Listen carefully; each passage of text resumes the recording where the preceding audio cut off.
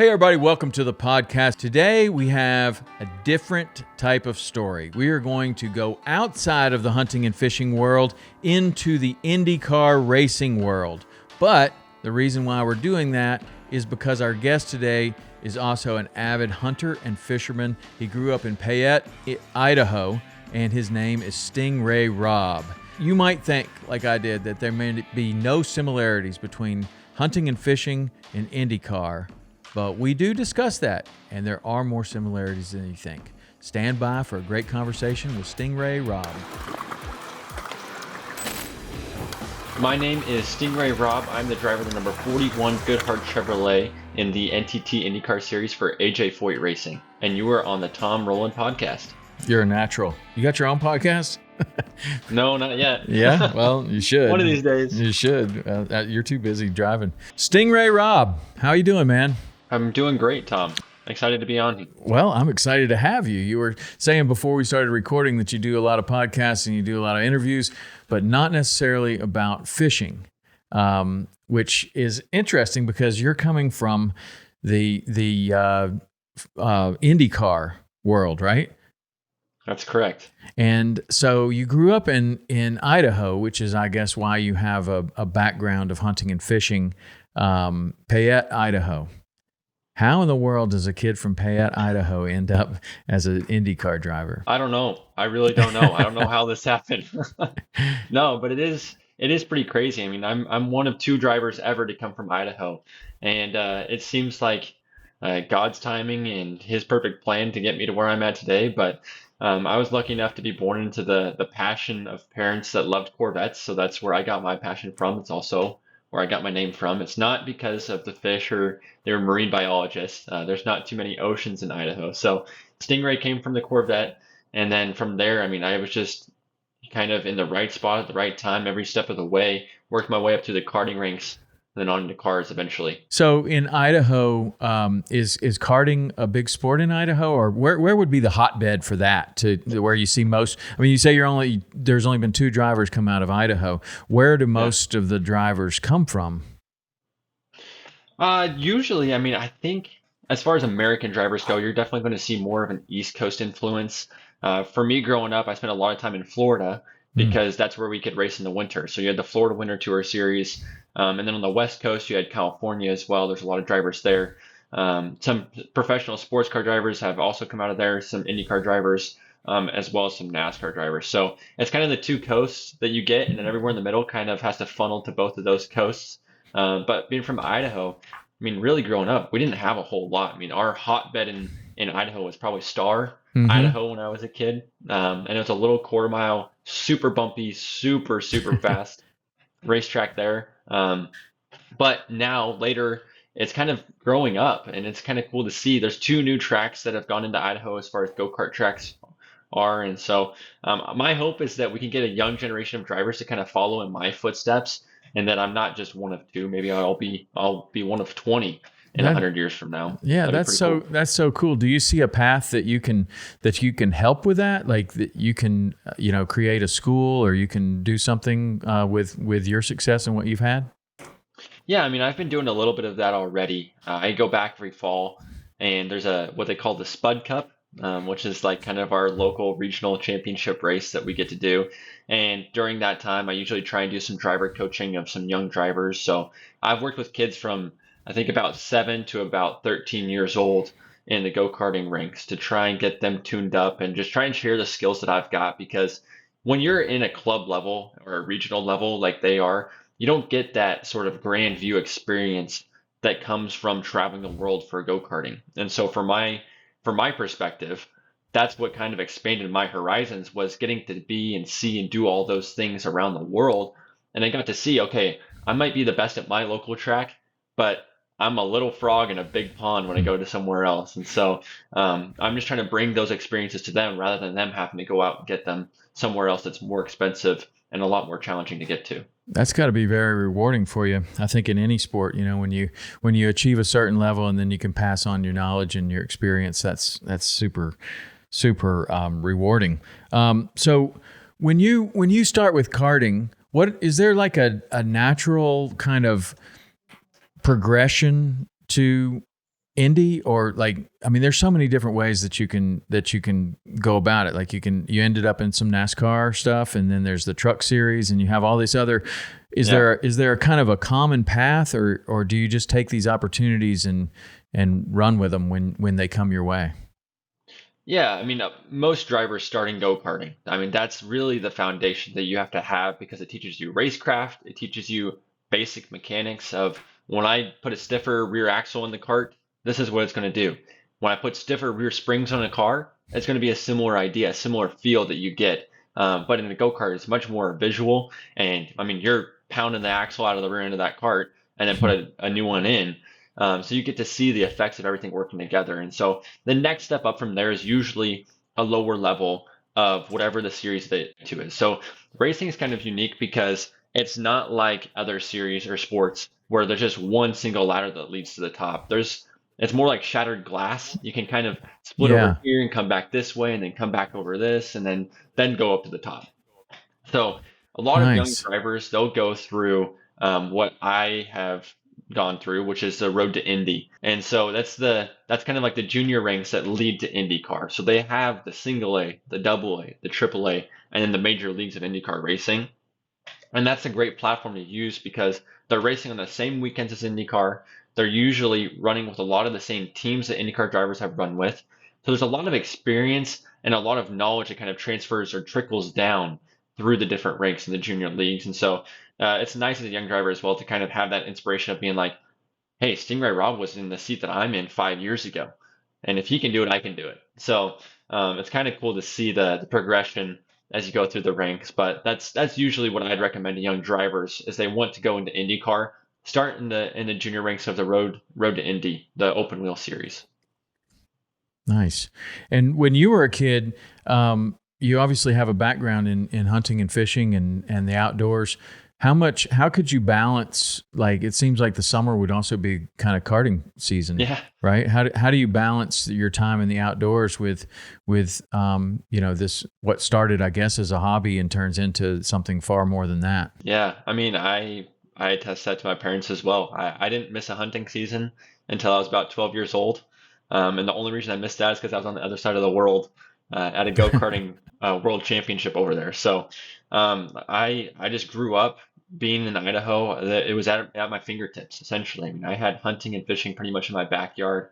Everywhere I looked, I had the ability to go out and do that. So, I mean, balancing that with being on the road, I mean, we were gone almost 42 weekends a year, some years in the early karting ranks. And so part of that was, mixing time with school, mixing time with sports. Also, we'd get a day, just one day to go hike through the mountains and hopefully see something that we could shoot at or go fishing in the afternoon after school or something. So it was limited, but at the same time, as I got into the higher ranks, I was in high school, and during that time, I was only racing from about March until September, when hunting season pretty much starts at beginning of September. So I didn't miss a whole lot of hunting time. But when I was home during the summer, my best friend in high school and I, we would hop in our kayaks and we'd float the Payette River and go bass fishing in between races. And so on Wednesday and Thursday afternoons, I'd be out on the river, and then Friday mornings, I'd be at the racetrack trying to drive as fast as I could. That's so could. And at this point, do you use fishing and hunting in the outdoors as a way to relax and kind of, I would imagine what you're doing is incredibly stressful and you have to be incredibly focused when you're there. Is that a way that you're spending your off time to kind of recharge and be at your best for racing? As much as I can, yeah. I mean, I think God has given us a great gift of the outdoors, and to be in that creation is something that I find very renewing, and it's where I kind of recharge a little bit. During the off seasons where I get to do the most of that. So you'll find me out duck hunting. You'll find me out fly fishing somewhere in the mountains as much as I can from September until about February. And that's just trying to make that a priority in my life. I mean, it's a passion of mine. You can call it a hobby if you will. Hopefully it doesn't take over my current professional hobby, but it's been pretty cool to be from Idaho and be able to go home during the off season and just have the access to that. Yeah. So when you're growing up, you're mostly elk hunting and deer hunting. Is that what you're doing, Yep. or Yep. upland bird too, or like what was most available to you? Yeah, big game hunting was kind of the name of the game for my family. I mean, I remember October 10th every year we were up in the mountains waiting for elk season to open up. So it was always a good thing when I got to have that time back with the family. We had elk camp where the grandparents would haul their camper up into the mountains, and that would be our base camp for most of the month. And my uncle now, he's an archery hunter, so I'll go up with him in September elk hunting. And then obviously deer hunting kind of supplements the time in between those two seasons. So it's been pretty good, Yeah. and I feel very blessed to, not be the only one in my family that likes to do that, because it is good camaraderie when you spend that much time in the Oh, mountains for hiking sure. around and you're suffering when it's dumping snow on you and it's freezing cold and you're not seeing anything. It's still a good time because of the people you're with. Man, for sure. I love elk hunting, and I hunt a little bit to the east of where you are. But it's a time that I spend with my boys. They both went to Montana State Oh and yeah. Bozeman, graduated from there, and one's still out there. But we spend our time elk hunting out there. It's incredible. Do you like archery yourself? I like it in the sense that I like watching it. I have not gotten the archery belt on yet, so I'm hoping the next few years I can pick that up. But I've been a rifle hunter my whole life. Yeah, nothing wrong with that. But archery is an interesting. I mean, it's something all to itself. I mean, so is shooting. Long range shooting and everything. You got to, it's not like you just go out there and just wing it. You have to dial it all in, and everything has to be perfect. But the archery that's been a whole different kind of adventure for me, kind of learning how to do that. And I would imagine that, a well-tuned bow, and when they get that thing perfect, and that whatever you're aiming at, you're going to hit perfectly. If everything else is perfect, I would imagine that could be similar to driving in a certain way when you get your cart or your car just perfect, and Yeah. and then like now you have to operate it perfectly. But I wonder if you have any other. It seems like fishing, so peaceful in so many ways, although it can be incredibly intense, especially like some of the fly fishing situations that we find ourselves in. But do you ever see any similarities to like the world of racing and Oh yeah. fishing? Like Absolutely. what? I'm be really interested to hear what Yeah. those are, I because mean, they seem completely opposite, right? Like one is super fast and one is what most people would consider super slow. yeah. I mean, my initial reaction to that is, of course, they're very different. I mean, I'd way rather be sitting out on a lake somewhere off the side of a boat catching like super big perch or something and like taking that home and eating it that night, kind of a deal. But we don't get to catch and cook in racing, unfortunately. Usually, your rewards have to do with supplementing your life. But one similarity that I'll point out, and I think this goes for most things, but it's kind of that chase. We love to chase things as humans, right? We would love to desire and have a passion for something. And what makes a chase really, really good is kind of the challenge, the tribulations that you go through, and the troubleshooting. And one of my favorite things about IndyCar racing is that I have to work with a team, and my job is to designate or find what the issues are, so I can take it back to my team of engineers so we can find a solution. So that problem solving, that troubleshooting, is what really, really makes a team great. And it's the same thing in hunting, right? Like you have to figure out, okay, where are these animals? Where are these fish at? And it's not just a quick, easy answer. We can't just throw up a map and there's red dots that pop up of where each animal is, right? Same thing in racing. Like there's no perfect setup. There's no perfect race line. So you have to go out there and find it. You have to go out there and experience it in order to find the success. And so that's what makes it really enjoyable. And I think that's why we do it. If it was easy, it wouldn't be fun. We love Right. the challenge. We love the sort of I guess probably the manliness that kind of comes from that feeling as well of like, man, I can do this. I can go out. I can find what the answer is time and time again. Well, as a driver, it seems like if you were a driver that's also an incredibly good mechanic, you could at least like communicate what's going on in the car better to your team. Like how important is that as you get better and better and better? Like how much more time do you spend on like what's going on the car so that you can understand what they're doing? And I mean, I'm sure it's like, I mean, it's got to be a perfect team to win, right? Because it's incredibly competitive. So, I mean, I would imagine as you're starting this as a kid karting, and you're learning how to, deal with your own kart, like you were saying, like with the different axles and the different everything, you just kind of, I guess some people fall more as they're going through that. They would fall more towards being the guys that are the team people that are fixing the cars and making sure that they're getting the best performance out of them. Other people would gravitate towards driving the cars. How do you kind of navigate that as when you're considering this as a career? Like, is it obvious, like which one you're suited for, or is it, I don't know how that works. Yeah, no, it's a great question. And it's kind of funny you say that. My roommate, I live in Indianapolis now, but he's someone I grew up with. He's from Eagle, Idaho, and he went the engineering route. So he's an engineer on a team that I raced for coming up through the ranks, and I'm a driver. So it's kind of fun. Like, we kind of get to work together because he's got that engineering mind. I bring the problem and he brings the solution sometimes. But I think what really, really affects the driver's ability to decide which direction to go is how you feel things. What's the intuition, the instincts telling you it's happening? And the only way that you can have a great instinct is if you know what's happening inside the race car. You have to have a good mechanical knowledge of the car in order to understand what you're feeling, the feedback that you're getting from it, because it's so much more than visual. I mean, you can see the cars sliding, you can see the front tires sliding, see the rear tires sliding, all of that.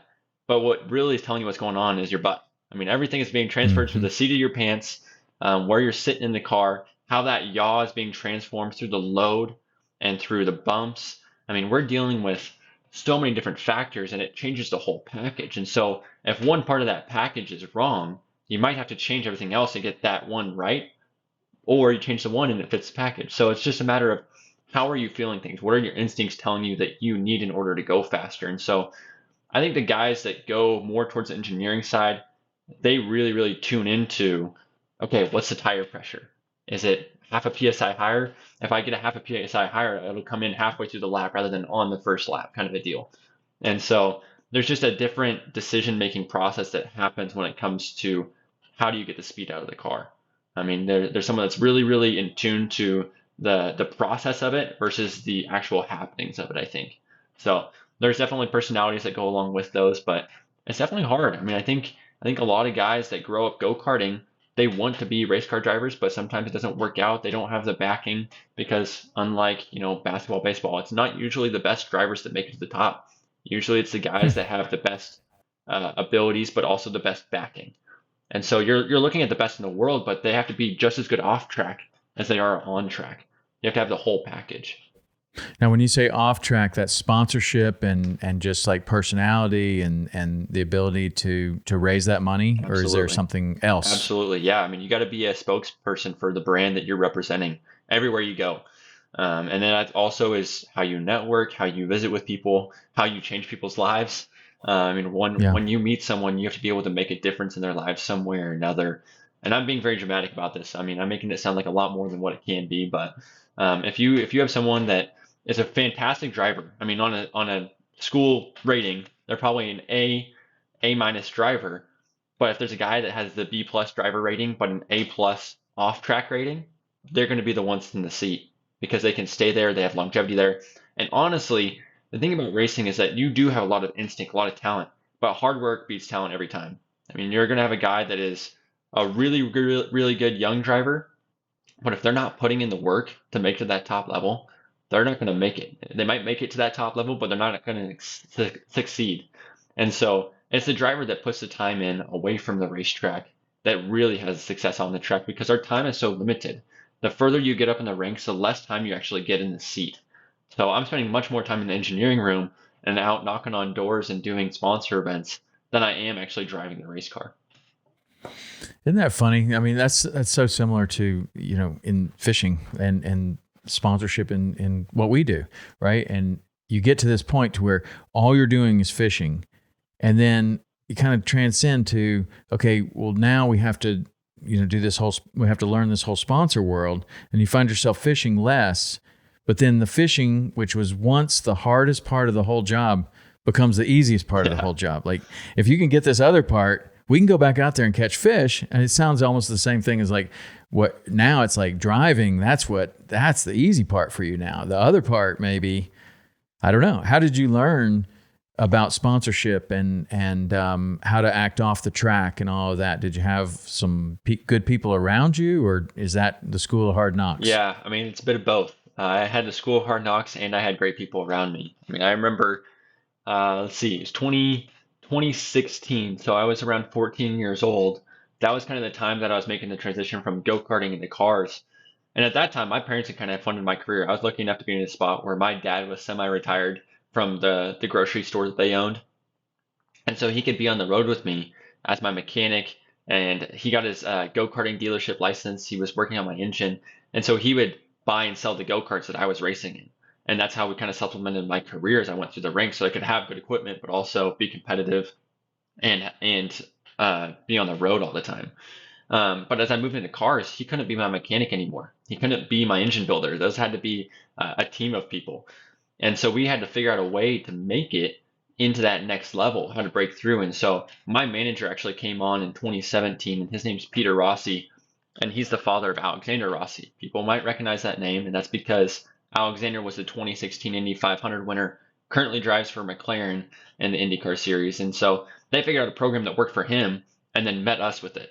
And so that kind of helped me fund my career as I got into the upper ranks. And along the way, I was doing meet and greets. I was doing sponsor events. I actually would sit down with potential investors, a group of 30 professionals, and I would present myself to them as a young up-and-coming athlete that they could invest in. And so as a 15-year-old kid, 16-year-old kid, I was selling my career to these guys and giving them a pitch on why they should get into motorsport racing, which sounds crazy as a 16-year-old kid from Idaho named Stingray. Like, don't trust them with your money. That's a bad idea, but so far so good. They've been doing well. So, yeah, I mean, you just kind of, you learn as you go. I didn't have any media training. I didn't have any professional training to like go out and get a business degree. I mean, this is stuff that we had to learn as a team along the way to get to the top. Yeah, me too. Yeah. I mean, same thing. I don't have any training in any of it. It's mostly the School of Hard Knocks, but also, you know, both sports of fishing and racing, you have lots of pioneers that have been out there in front of you that have created basically a plan of how to do it. Yeah. Bill Dance, has been on TV for 60 years now. All you got to do really is watch what he did and then do that. Yeah. And you have lots of drivers that came before you that you can look and say that guy seems to be the most professional one. He's highly sponsored. What's he doing? Yeah. Like, I want to learn more about him and what he's doing and then just do that, right? Like that's crazy. That when you were traveling so much with your dad, what would you travel in? Did you have like an RV, or what was the whole rig like? Yeah, so we had a 12-foot trailer that was towed behind a Chevy 2500 or 3500 truck that we'd travel the country with. So I'd usually load up in the back seat. I'd have my pillow that I could sleep in. I mean, we were doing road trips all the time, back and forth to Vancouver, BC area, Arizona, sometimes East Coast to North Carolina, Florida, all that. So if it wasn't my dad and I that were driving all over the place, it was my grandparents, and we'd fly out and we'd meet them somewhere. So if there was a tight turnaround, they'd hop in the truck and head that way, and then we would meet them halfway there or something like that. So a lot of times it was simple, easy, and just trying to get from place to place as quick as possible. But how would you get your cart there? The grandparents would tow it. Yeah. Oh, they would tow it, and then you would fly, and then they'd bring it back. Yep, that's correct. Did you have two carts Yep. at times, like an East Coast and a West Coast or something like that? Sometimes. And, the deal is with karting, it's a small world, and I'm sure it's the same for fishing, right? I mean, we grew up running the same circles that we're still running in today. And so teams and the people that you were racing against kind of became your racing family. And so we said, hey, we can't drive back and forth to these two races next weekend. Can we just throw our cart in the back of your truck and you take it for us? They'd say, yeah. So every once in a while, we'd be with a rogue team somewhere in the middle of America because we didn't have enough time to drive our cart to and from that race. And we'd unload it out of their trailer and go back to our little space and load it back in, and they take it off to the next one sometimes. Wow. That's awesome, man. That's like kind of like rodeo. It sounds a lot like rodeo that people would do that. And then there were some bass fishermen that there would be two big circuits, and there was almost no way to fish both of them. But if you could fish both of them, you have a chance of winning a lot more money. So they would have a boat truck set up, the whole rods, everything on the East Coast and one on the West Coast, and then have people, if it was somewhere middle of the country, whichever one of those rigs is closer, that one's going there. That's it gets exactly pretty it. That's complicated. Exactly it. Yeah, but that reminds me of that movie, 8 Seconds. Do you remember that movie? Oh, I haven't Did seen you ever that. see that one? It was about rodeo, and Lane. What was his name? I can't remember what his name was, but he is Tough Hedeman and Lane Frost, right? I think, and it was a great movie. But they started rodeoing, and then they thought, man, what we should do is we should get a airplane, and then we could fly. And instead of doing one rodeo a day, we could do a couple rodeos, and then they had this whole thing going, and they kind of took it to a new level at that time. But that's a great movie. I mean, a really great movie. I hadn't thought about that movie in so long. Stingray, we do this thing on the podcast where it's called the hot seat, and I ask a bunch of different questions, either or questions, kind of rapid fire. Don't put too much thought into them, but it's a good way of kind of getting to know you better, and also for the audience to get to know you better, and it gives us a couple things to talk about probably afterwards. So, you ready for the hot seat? I'm ready. Okay. This one's going to be, the first one is maybe the either the most obvious or the most intriguing. Would you rather drive or fly? Drive. That's kind of what I thought. But as the last the conversation that we were just having, you have probably driven, not only real fast driving in circles, but also you and your dad are putting, I don't know, what, 20,000 miles on your car? 30,000. How many miles would you put on a car in a summer? I think the most we did was around 50. 50. Yeah. 50,000 miles. Yeah. There's a lot of good talking time. Yeah, lots of good windshield time. Yeah, for sure. Okay, we'll get back to it. So, drive or fly? You'd rather drive. Chocolate or vanilla? Vanilla. Chocolate makes me sneeze. Text or call? Ooh, I would say text then call. Text then call. Would you rather hunt or fish? Hunt. Okay. Favorite athlete of all time? Oh, that's a great question.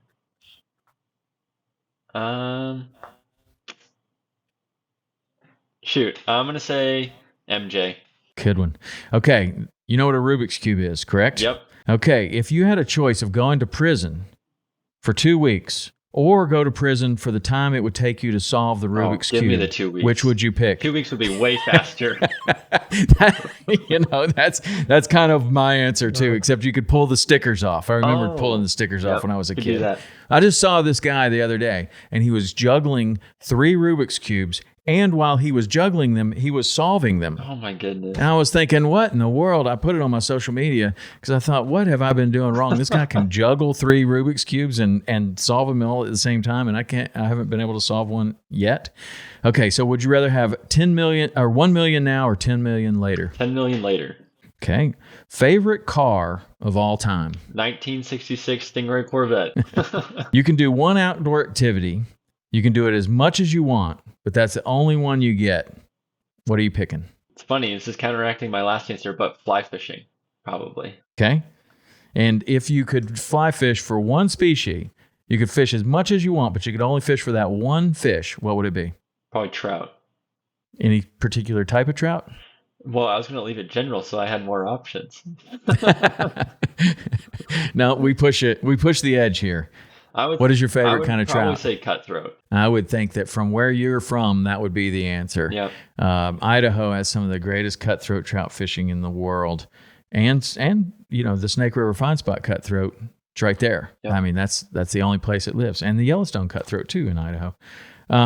Let's see. Best piece of advice you remember being given? Oh man, there are no accidents. I like that one. One thing you do every day that makes a difference in your health. Reading my Bible. Mindset or skill set? Take skill set. Which is more important? You think skill set's more important? I think so. Interesting. I think that, well, we can get into that. Well, we'll talk about that right after this question. Sounds good. What would you consider your catch of a lifetime? Could be a fish, might not be. Ooh, probably my fiance. We're getting married in November, so I was pretty lucky to catch her. All right. And where's she from? She's from Indianapolis area. Okay.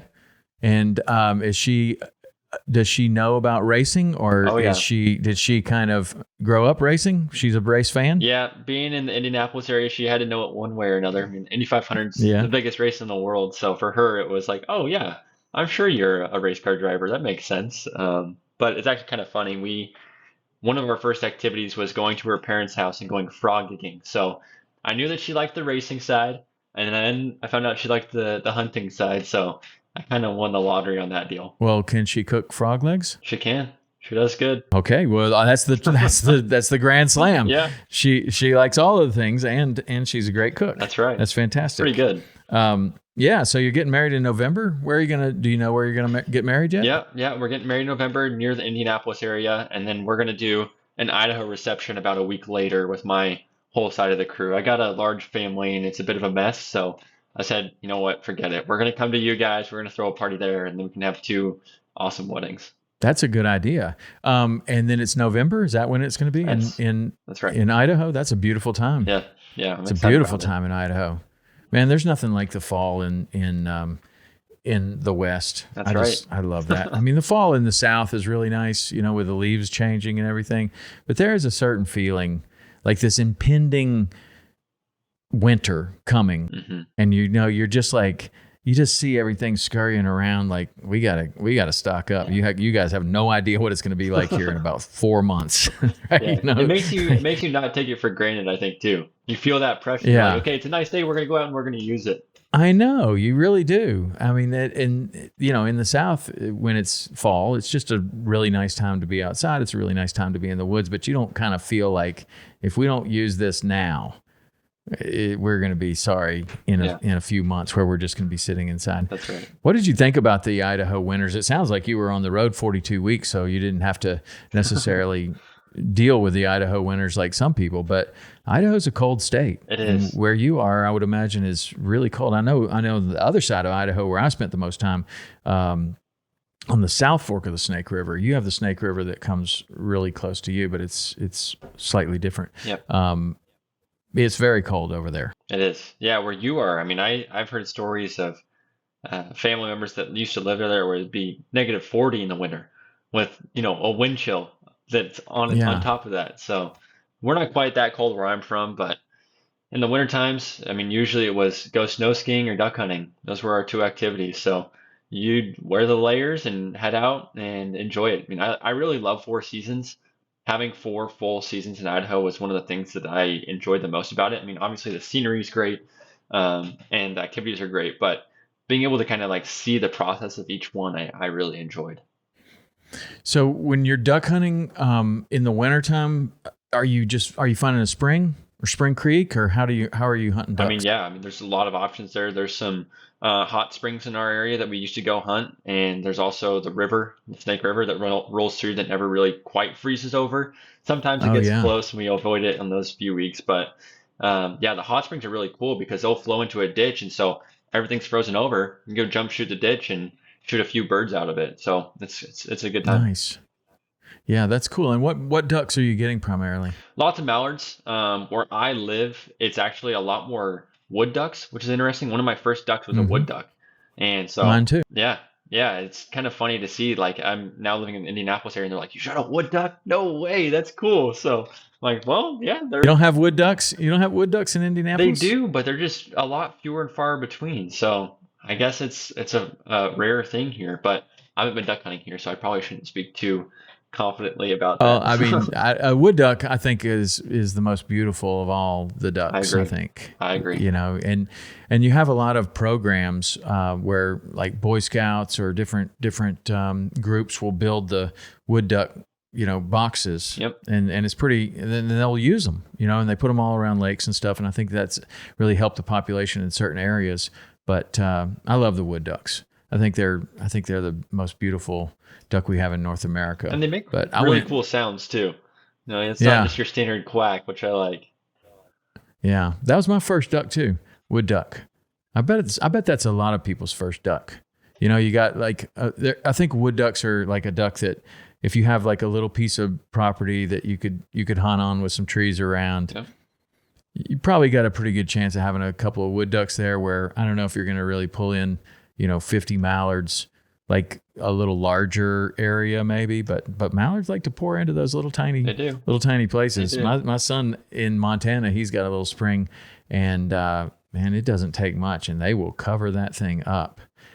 I went this year to Edmonton, Canada, and hunted with my dad and my boys, so 3 generations. And we did, everything was dry field. Oh, wow. Have you ever hunted like that? I haven't done any farm field hunting, no. I hadn't either until now, but my dad's getting a little older. He's 86, and he loves duck hunting. And so I wanted to take him someplace where he didn't really have to do the waders and the boats and everything. And, he still gets around pretty good, but you put a pair of waders on and that's a whole different story for anyone, really. Yeah. I mean, but an 86-year-old, I was trying to I wonder if there's something that I could do. And my friend was like, you should check this dry field hunting out up in Canada. And I looked at that and it's incredible. But these mallards pour into these fields and the geese pour into these fields. It's truly amazing. I mean, like where I grew up in Tennessee, we were occasionally like just on the edge of the flyway, right? Like just barely. I don't know where you sit in the flyway, but when you're barely on it, you get a few ducks here and there. When you get squarely in the middle of the flyway, it's pretty totally good. different. It's pretty good. It's totally different. There are so many birds. It's truly amazing. I mean, you look in the sky and it's just everywhere you look, there's just clouds of birds. Now, they're not all going to come to you, but I mean, they have a million places to go because it's all fields up there. But for some way, those guides know up there's a real good likelihood that they're going to, if we put up a big decoy spread here, there's a really good likelihood that we're going to get them here. That's cool. And man, did you guys hunt out of pits or were they blinds or what was the setup? We started out in lay down blinds, which is kind of that's like Yep. the cat's meow, right? Yep. Like that's the best thing. But honestly, my dad was having a little hard time with that. We had a couple other people that the lay down blind wasn't necessarily ideal. So we did that a few times. And then it was like they would make these A-frames and they would come and they would brush them all in all the way down. But they would bring everything in a trailer. They had all the decoys, the A-frames, all the brushing material, everything. And then when we left, all of that went away. Like all of the branches, all of the brushing material, all of the everything. They would have just tons of this grass and they would brush you in totally. And it was amazing. I mean, those guys were incredibly professional, but just like you, those guys duck hunt like every day. Yeah. Like you race. You're like a everyday guy. 42 weekends out of the year, you were racing as a kid, and I don't know what your schedule is now. It sounds. What is your schedule now? You said the off season was March through September is when you're racing, or yep. Yeah. So that's it. Yeah, March through September. That's it. So we do about 17 race weekends, a few practice weekends here and there, and like this week, for example, we were in Mid Ohio, so it's dead smack center between Columbus and Cleveland. I'm home Monday. I'm flying out tomorrow to go to the simulator in Charlotte, North Carolina. I'm in the simulator for the whole day there with the team. Fly out from there straight to Iowa for our two races there this coming weekend. So there's a lot of back-to-back in the racing season, but there's also like kind of testing in between each one. So it's really stacked into that like sort of, I guess it would be like a 7-month window. And then the rest of the year, I mean, I'm kind of free and clear to do whatever I want. As long as there's no sponsor events or whatever. So what do you do? Like, I know that physical fitness is a big part of being a race car driver, so you got to stay in shape. Yeah. What do you do to stay in shape as a driver? Yeah, that takes up a lot of my off season. So there's a gym here in Indianapolis called PitFit, and they specifically train drivers and mechanics and engineers, and their goal is to get us fit and ready for the season. So a lot of times all the growth that we're doing is in that sort of September to March window. So I'm usually up 10 pounds at the beginning of the season, and I'm down 10 pounds during the racing season, just because it falls off. I mean, we're burning so many calories and using it up, and it's hard when you're on the road. I mean, really to stay in shape and keep that physical strength up, it can wear you down through the year for sure. So trying to find a balance there is what I've been working on the most lately. I mean, as a rookie, that's something that I took for granted, and it's something that I've gotten a lot better at this year. So what kind of stuff do they have you do? Lots of lifting, but more than that, it's a lot of sort of like endurance athlete training. If you look at like sort of triathletes or runners, it's a lot of that same sort of cardiac output range. I mean, we're anywhere from like 130 to 180 beats per minute on our heart rate for a race, but the races are 2 to 3 hours long normally.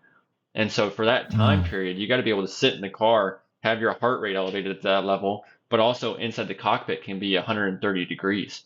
And so it's that heat training.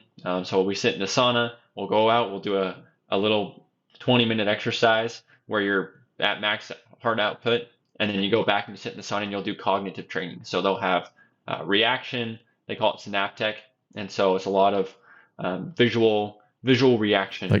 Like Yep. touching the lights when they light up? Exactly. And there's also like another level to that where they can have you put these goggles on and it'll black out your vision for a quick quarter of a second and then flash open, quarter second, flash open. And so it's to try and impede your vision like you would have on a racetrack. If there's a crash, a car is going to flash in front of you and it's going to reveal the other side. So you got to be able to react in that short window of time where you can see. Wow. And so they have you do this in the sauna? So you usually do it right before and right after you get in the sauna. Okay. That way because when you're hot and you're sweaty and you're like exhausted, your brain and cognitive function goes way down. And so they want Yeah. you to have that tuned up so you don't have that big variance in your cognitive function. Wow. And so how hot do you have your sauna? Usually they set it to about 140 and we'll sit in there Okay. from 20 to 40 minutes, depending on the day. Okay. And then when you're doing that, and as it applies to racing, how are you monitoring your intake of hydration? Like, do you have a hose that you're drinking out of in the car? In the car we do, and I'm going to be honest with you, we don't utilize it enough because it's just sitting there for you to sip on. I mean, you'll get the cotton mouth, like you're hiking up a mountain and you're sweating and heaving. Same idea. You just wet your mouth in order to survive and keep breathing. So we're not really focused on the hydration during the race. It's all before and all after. So I'll drink like 3 or 4 electrolyte drinks before I sit in the car on race day. Okay. And how do you manage not having to pee while you're in the car? You're not worried about it at all. I mean, it's Not all at all. coming out. It's all getting sweat out. Yeah. So I'll lose about 3, 4, 5 pounds in a race just in sweat. Yeah. I know what that's like. I was a wrestler, and you would lose 5, 6, 8 pounds in a practice. Yeah. Easy. Yeah. I mean, especially like back when I wrestled, we didn't do it right, but they would tell you that it was weak to have water. Yeah. Water is weakness, so you wouldn't have any water during the practice, and then you would just keep sweating, and of course you feel terrible afterwards. Yeah. But that's a pretty extreme thing to think about, that your heart rate is going to be at 170, 180 for 3 hours. Yeah. Like, even if you're running a marathon, your heart rate's not quite that high. I mean, you can be like 160 to run a pretty fast marathon. I ran a marathon in 3 hours and 13 minutes. That's pretty quick. And well, it was at the time. For me, I mean, I'm not a great runner, but I did work hard at that, and I was trying to break the 3 hour mark. No, it was 3 hours and 10 minutes to make Boston, and I hit 3:13. So I look at it as kind of a pretty much of a disappointment. But years later, I look back and go, 3:13 wasn't so bad. That's pretty good. But I didn't meet my goal. Yeah. I wanted to run Boston, and I didn't qualify for it. 3 minutes later. But that's pretty intense. And I would imagine that your reaction time, like the way they're training your reaction time, is really interesting. And throwing you into they're putting you in the sauna, and then training before and after. Now, when did you start with a team of people training you? How early in your career did you start paying attention to your physical fitness and thinking that maybe that's a place where you could really step it up? 2019 and 2020 was kind of that stepping point for me, because 2019 I was still in the AA ladder, as it's called in IndyCar racing. It's the USF Pro 2000. It's complicated, but you don't need to worry about that. But I was getting in races that I physically couldn't hold on to the car. I I mean, I felt like the car was getting away from me, and I said, "Oh, I think it's sliding." It's like, no, the car's not sliding. You're just running out of breath. So, like, I Wow. remember specifically there was a race towards the end of the season. I kind of worked my way into this team that was very good, and through the year, I slowly progressed. And then I got to the last race, qualified first, and was in the race and was leading right up until like the last 5 laps. And I just drove off the track by myself. There got to be a little dirt on the tires, and when it came time to make a correction to a slide, I had no energy left to do it. Wow. And so after that I made the decision to hit the gym a lot harder. And so that off season, I really went into the program with PitFit. And then 2022 is kind of where I took it to the next level. And I got to see sort of the strength that was needed. Then it was endurance. Now it's the strength. I mean, really, the physical stamina that you have to have in the car is great, but also the strength that you have to have because of the amount of torque that's going through the steering wheel. It got to the point where it wasn't I was running out of breath. It was I physically was not strong enough to turn the wheel anymore because on a hot track with sticky tires that were brand new and a full fuel load, the car is heavy. And so when you lean on those tires, you feel the weight. We don't have power steering. And so the amount of G forces that I had to my body, plus the steering, plus trying to hold my head up with my neck muscles, it all added up to the point where it exceeded my limits. So that's still something that I'm working on today. I mean, you'll see drivers get out of the car, they're hot, they're sweaty, they're exhausted. And I think that that's just kind of the name of the game when you're pushing the limits like that. Wow. That's really interesting. And so how are they training you for that type of endurance to get stronger at holding the wheel for that amount of time? Yeah, so there's a couple of things that we can do. They have what they call French contrast weightlifting. And so you'll do, let's say, a bench press workout where you're just doing a standard barbell bench. You'll do like, let's say 3 to 5 reps, rack the bar, and then you'll get off, immediately go over to a medicine ball, and you'll do 6 explosive throws at the wall. And then you hit the ground and you're going to do 6 explosive push-ups. And then you're going to get on an elastic band actually and do 6 more explosive push-ups. And so that French contrast is the contrast between heavy load weight when you're trying to explode through that resistance. And then also what we do is called isodynamic workouts.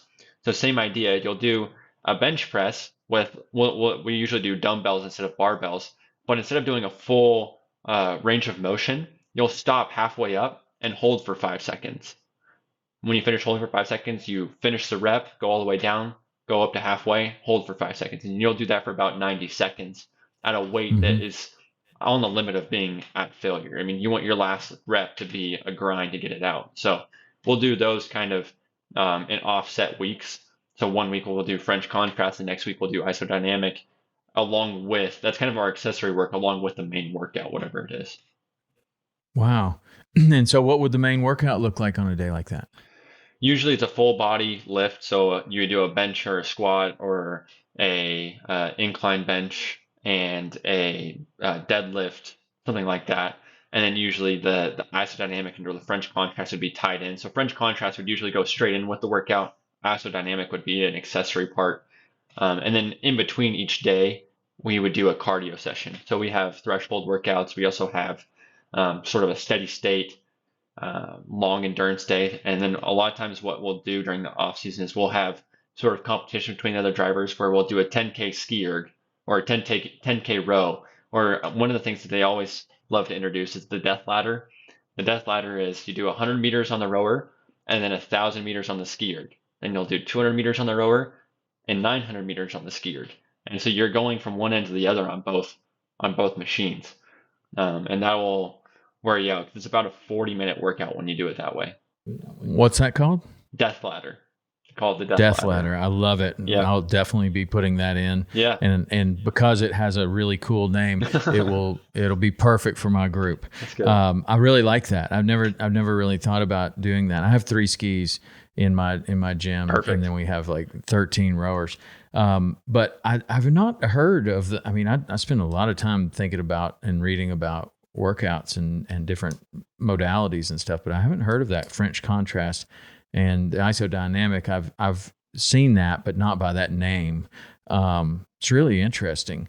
What about your diet? What are you eating Like you say that you're losing so much weight in the season, but what about how does your diet change from in season to off season? I mean, I'm eating just about as much as I can, but it's hard on race weekends because I'm so nervous. So I can't intake anything. But a lot of times what I'm doing is breakfast is usually yogurt, Greek yogurt, whole fat, non-sweetened with granola, banana, some chocolate chips, and maybe some almond butter or peanut butter in there mixed in every once in a while, and some honey. So I'll either do that or an omelet. And then lunch, like today for lunch, it's actually kind of cool. We had a friend at the last race that had just gone walleye fishing. So he sent us back with like 5 pounds of walleye. So I had Nice. ramen with walleye and a couple boiled eggs in it. Phenomenal. And then usually for dinner, it's as much as I can eat, whatever it is. So I'm not cutting out carbs. I'm not cutting out any sort of fats because those are things that I need as far as calorie intake. I mean, on a race day, we're burning close to 4,000 calories.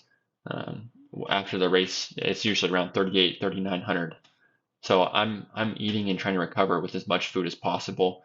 The big thing is fats, honestly, which is interesting on race day, and that's where the yogurt comes into play. You get good fats, good whole proteins from that, and then also the carbs kind of come from veggies or fruit or rice or pasta.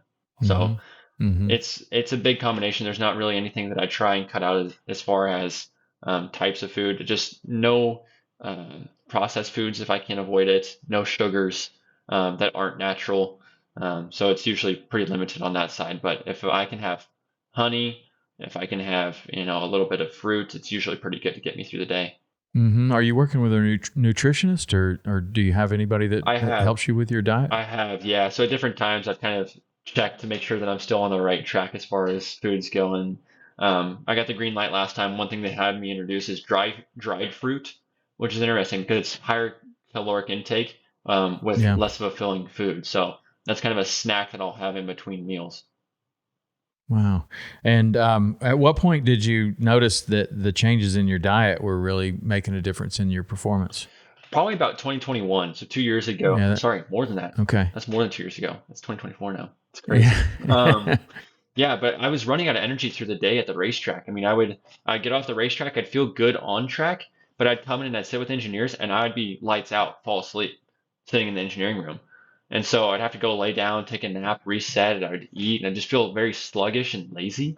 And so when I started, putting in calories that I could burn, it like woke me up. And so I quit having to have a shot of espresso to get in the car. I quit having to have, whatever it was to wake me up.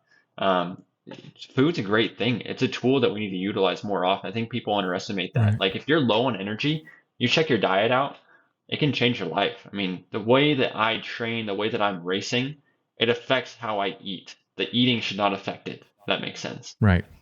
Yeah.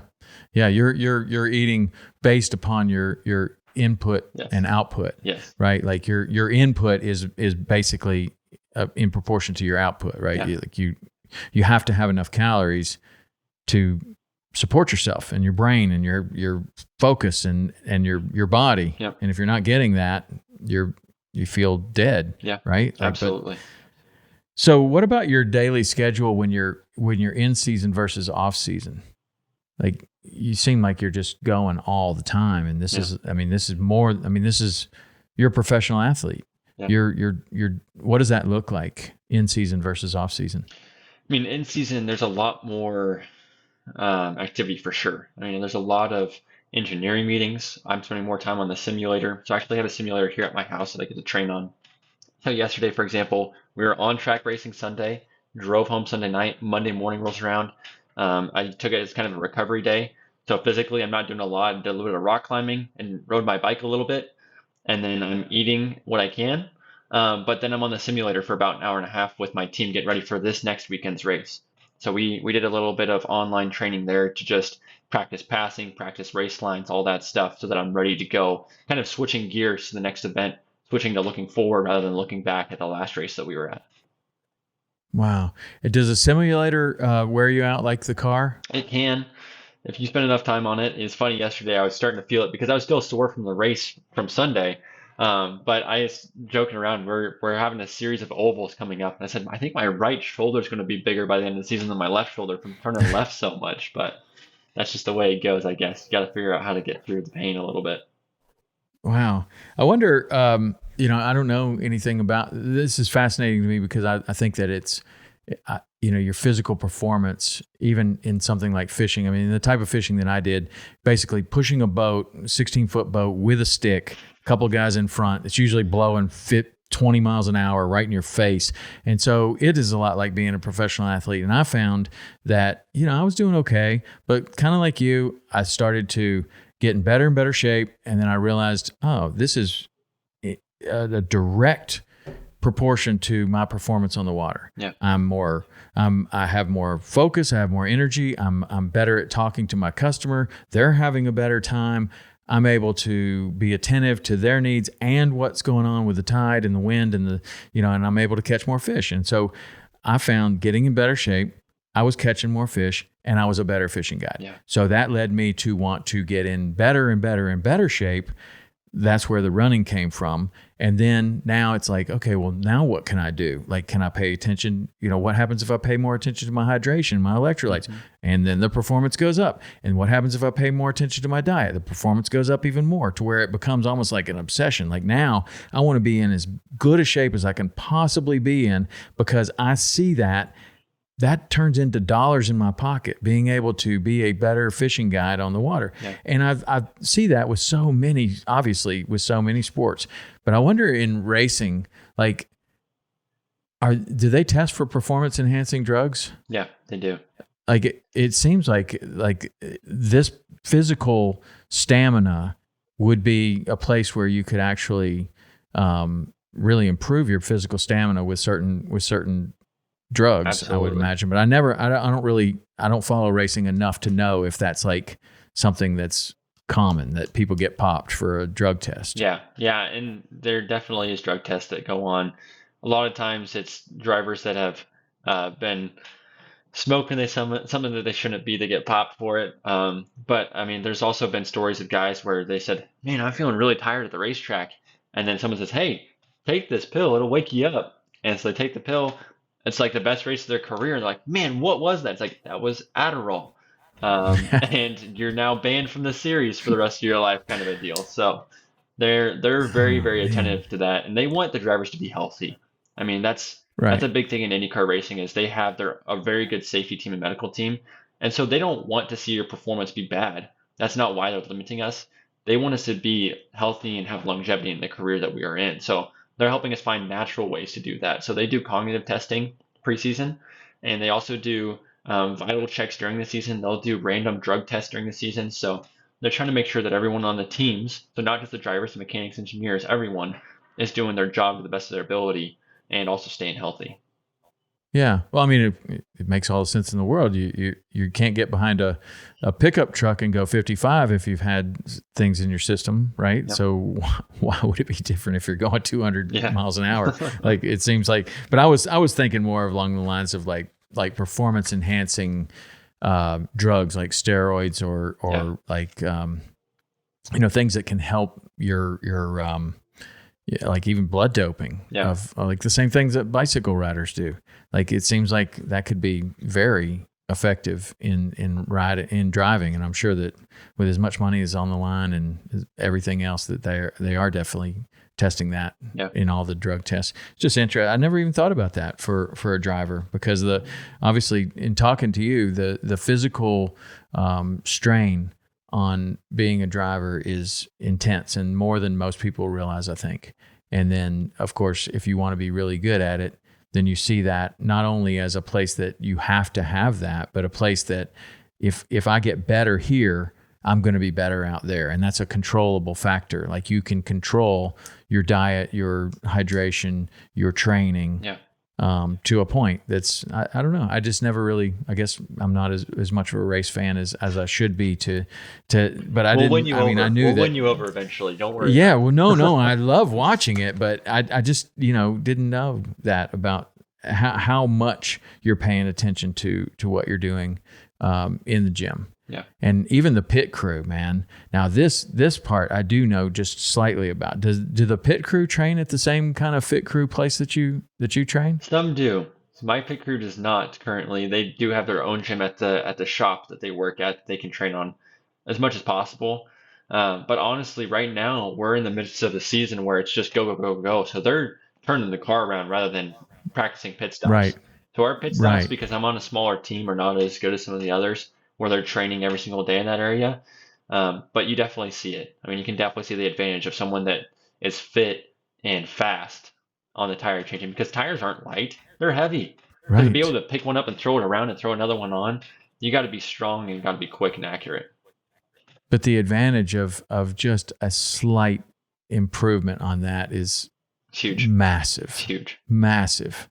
How do you get to the point to where in your career to where it's like, okay, now we have funding to, like you said, you're on a smaller team, you don't have the advantage of that. I mean, I'm not sure that's exactly what you said, but how do you get to the point where that becomes like a real focus of the team? That's kind of the last thing, honestly. I mean, if you get the engineering right and you get the basic mechanics right and you get the driving correct, that's usually the last tower to fall. And part of that is because when you get everything else right, it creates less work for the team because you're doing less changes in between sessions.